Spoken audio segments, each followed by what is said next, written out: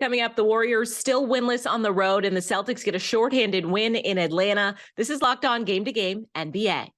Every game, every team, every angle. Locked On Game to Game, your team every day. Welcome in. You're listening to Locked On Game to Game NBA. I'm your host, Kainani Stevens. Thank you for making Locked On your first listen every weekday. We have our Locked On host here to recap all of the action for you yesterday with a ton of games. We're going to start out with the Warriors. Their road woes continue as they fall once again while they're away from home. This time in Phoenix, Locked On Warriors goes over a 50-point night from Steph. That still wasn't enough to get his team a win.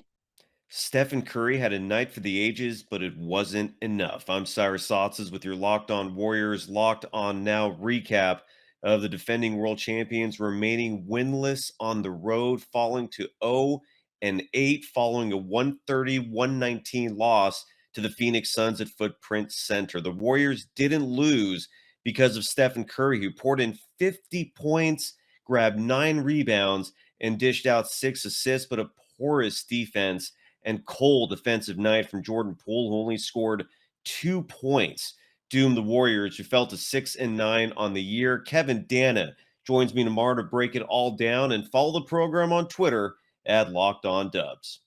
Your defending Eastern Conference champs cruise to a win over Atlanta without Marcus Smart or Malcolm Brogdon in the lineup. Locked On Hawks talks over what went wrong, and Locked On Celtics talks about how the C's handled business while shorthanded.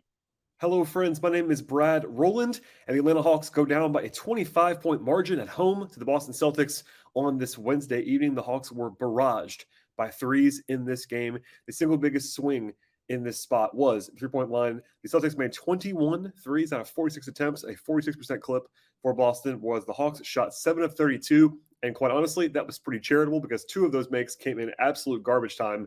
For the most part, it was just a tale of one team making threes and taking more, also crucially, and the other team taking fewer and making fewer.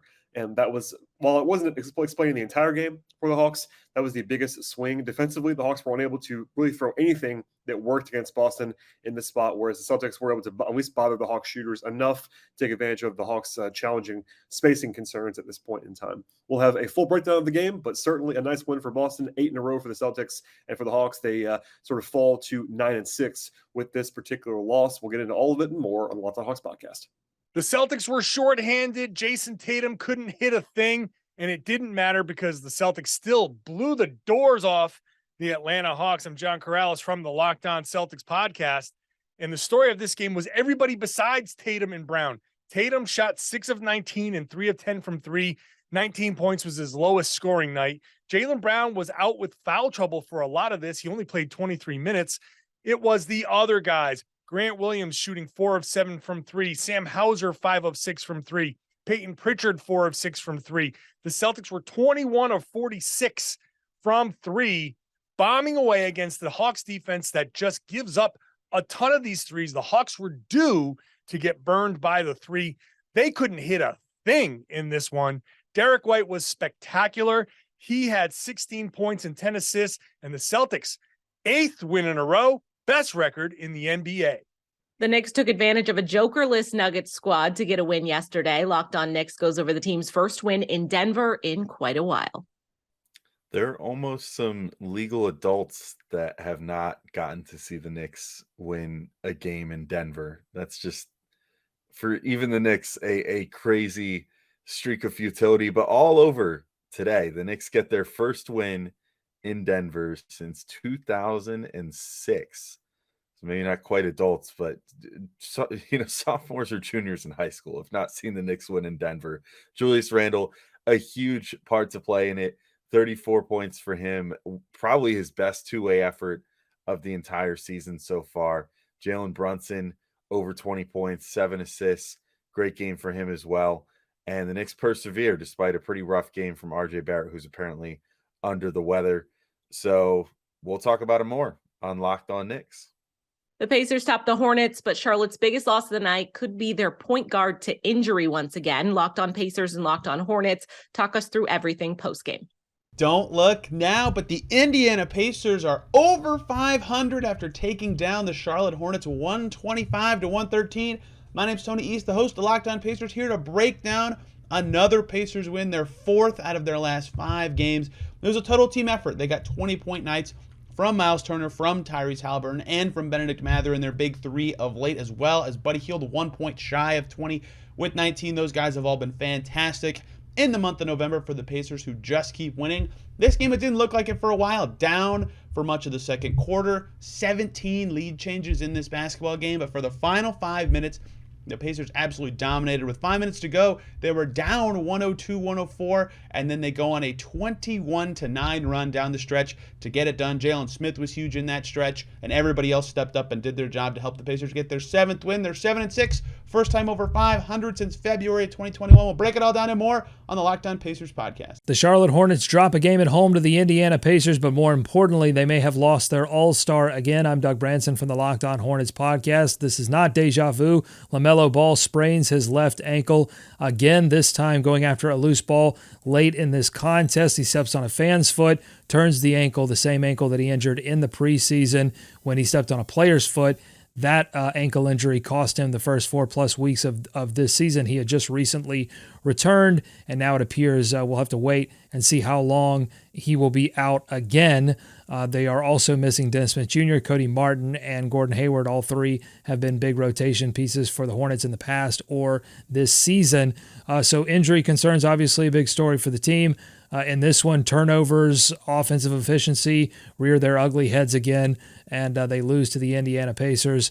A rare home game for the Hornets lately. They've been out on the road a lot. They'll go back out on the road again, sporting one of the worst records in the Eastern Conference at 4-12. For more updates on the Charlotte Hornets and LaMelo Ball, make sure you're checking out Locked On Hornets on the Locked On Podcast Network. Luka Doncic got a night off after torching the Clippers, but that ended up leading to an upset in Dallas. Locked On Mavericks goes over a loss to the Rockets. No Luka Doncic, no problems for the Houston Rockets. The Dallas Mavericks lose 92-101. None of the starters are in double figures. Christian Wood and Tim Hardaway Jr. did a lot off the bench. It just wasn't going for the Dallas Mavericks.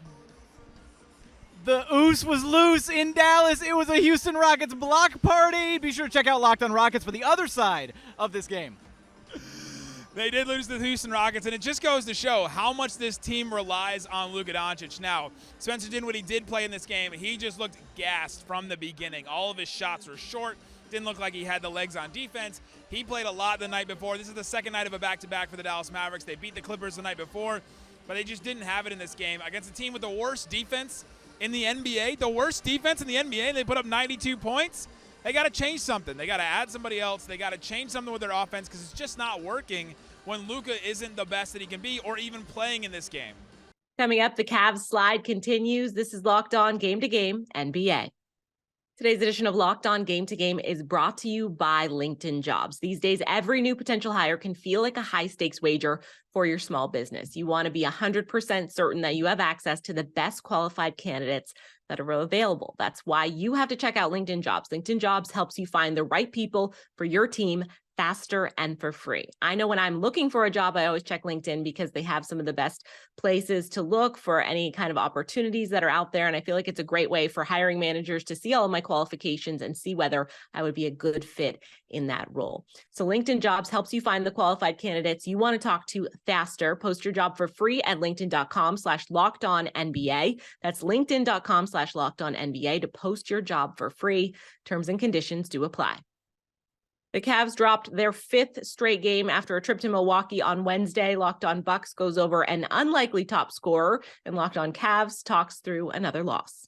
Splash Mountain Brook Lopez has his best game of the season, and the Bucks beat the Cavs to move to 11-3 on the season. My name's Kane Pittman. I'm the host of the Locked On Bucks podcast, and it was another night where the Bucks were severely shorthanded in this game, and they needed the old all-star Brook Lopez to step up offensively, and he did that with 29 points, 10 of 13 from the field, 7 of 9 from the three-point line, and they needed every single one of those three-point shots. But the defense as well, 3 blocks. At one point in time, it looked like Lamar Stevens might just check himself out of the game and not attempt to score at the rim again over Brook Lopez. And it begs the question, at this point in the season, is Brook Lopez the Bucks' second all-star behind Giannis? I think he might be. Incredible start to the season for Brook Lopez coming off the back surgery. We're going to talk about Brook. We're going to talk about all the other contributors in this game on the post-game show. Join us wherever you get your podcasts or on YouTube. Hey everyone, Evan Dammerel here, co-host of Locked On Cavs with a Locked On Now takeaway after the Cleveland Cavaliers 113-98 loss to the Milwaukee Bucks. Well, Donovan Mitchell's back. Evan really found his offensive game, but unfortunately, the Cavs have now lost 5 in a row, and the vibes no longer feel immaculate, as Darius Garland would once say. I think it's very apparent the lack of Jared Allen in this game, who was out due to a non-COVID related illness, as well as a lingering ankle injury, was apparent in this one. The Cavs gave up way too many offensive rebounds. They gave up 12 offensive boards, I believe, at the end of the day, and 21 second chance opportunities, and were out-rebounded in total 52-34. Granted, Jared Allen's not going to stop Brook Lopez from going absolutely flamethrower on the perimeter, but at the same time, it may change the overall way this game goes. Hear about it and about this and more on tomorrow's Locked On Cavs with special guest Ty Windish, part of the Locked On Podcast Network. OG Anunoby made Miami's trip north of the border one they probably want to forget. Locked On Raptors and Locked On Heat give us the breakdown from the winning and the losing side. OG, oh my. Sean Woodley here from Locked On Raptors to break down the Toronto Raptors 112-104 win over the Miami Heat in Toronto on Wednesday night. The big takeaway from this one is that there's something pretty special happening this season with OG Anunoby. And look, most breakouts you typically associate with big scoring increases, playmaking jumps, things like that. For OG, for the most part, it's been on the defensive end, where he's been a total menace, led the league in steals coming into this game with 2.7 steals a night to go along with a full block a game too. But it was on offense that OG was truly outstanding against Miami in this one. 32 points, a season high, 10 boards, 3 assists, and 13 of 18 from the floor. Not to mention, while he didn't rack up the counting stats on defense in this one, he was instrumental to one of the best defensive performances the Raptors have had all year. Their rotations, their closeouts were fantastic, and OG had his fingerprints all over that as well. It's not a orthodox breakout here, but OG Anunoby is flirting with stardom. I will have more about OG and the rest of the Raptors broken down on tomorrow's episode of Locked On Raptors. Be sure to tune in. The Miami Heat lost to the Toronto Raptors 112-104, but the loss showed us who Miami's most important player is. I'm Wes Goldberg of Locked On Heat. Bam Adebayo missed his first game of the season, and tonight made it clear just how important he is to the Heat this season. Without Bam to anchor the defense, the Heat got out to an early 11-point lead, but the Raptors made a halftime adjustment, deciding to attack the Heat's backup centers, Dwayne Dedmon and Nikola Jovic, in the pick and roll over and over, and the result was a 21-0 Raptors run in the third quarter, taking that 11-point deficit and flipping it into a 10-point lead. That lead, they would not give up the rest of the game. The good news for the Heat is that it's not believed to be a long-term injury for Bam. The Heat are calling it a left knee contusion. He was actually only a late scratch in tonight's game, so he should be good to go Friday in Washington. I'm sure we will be getting an update, but his absence plus a season-high 23 turnovers and 32 points from OG Anunoby was too much to overcome tonight for Miami. With more on tonight's loss, including blame pie and impressions on Nikola Jovic's first ever start, head to Locked On Heat on YouTube or wherever you get your podcasts. Anthony Edwards and Karl Anthony Towns combining for 65 points was more than enough for the Timberwolves to take down the Magic yesterday. Locked On Magic and Locked On Wolves have a full recap. The Orlando Magic continue to fight. They continue to be shorthanded. They continue to look for a way to come out with a win. I'm Philip Rossman-Wright, the host of Locked On Magic, as the Orlando Magic fall to the Minnesota Timberwolves 126-108. The theme once again is both who is not there for the Orlando Magic, as well as the difficulties they're having making up for those losses and just finding their consistency early on in games especially. The Minnesota Timberwolves took a 42-24 lead after one quarter. They ended up winning by 18, although they did go up by as much as 27. Orlando was able to fight and make it an 8-point game. This team has plenty of fight and plenty of grit and toughness. Jalen Suggs especially going out with a sprained ankle in the third quarter, coming back and really sparking the Magic's run to get back into this game. But at the end of the day, it still comes down to first quarter aggression and being ready at the tip and being able to play with an aggressive level and physicality from the very beginning. Minnesota took it to Orlando and they had the win and were able to skate by pretty easily. The Orlando Magic end this homestand 3-4. We'll have more on Locked On Magic later on. The Minnesota Timberwolves beat the Orlando Magic by 18 on Wednesday night behind 30-plus for both Karl Anthony Towns and Anthony Edwards. I'm Ben Beacon with the Locked On Wolves podcast. The Wolves led big early. Anthony Edwards had 19 points on 5 threes in the first quarter. The Wolves led by 20-plus for most of the game. They had to hold off the Magic late. As per usual with the Wolves this season, the opposing team climbed all the way back into it. This time, though, the Wolves held the Magic at arm's length throughout the fourth quarter. They didn't get within 10. D'Angelo Russell had a relatively quiet game, but came on clutch in the fourth quarter. Karl-Anthony Towns was very good throughout, scoring 30 points of his own. And Ant finished with 35 as the Wolves were able to build that 10-point lead back up closer to 20. And things never really got quite as dicey as we've seen happen to the Wolves often, frequently. The defense stepped up, the rebounding improved, and they ended up with an 18-point win. Make sure to subscribe to Locked On Wolves for all things Timberwolves. That's all for today on Locked On Game to Game NBA. Thank you for making Locked On your first listen every single weekday. Make sure that you subscribe to Locked On NBA on YouTube and wherever else you get your podcasts from. I'm Kainani Stevens, and this has been Locked On Game to Game.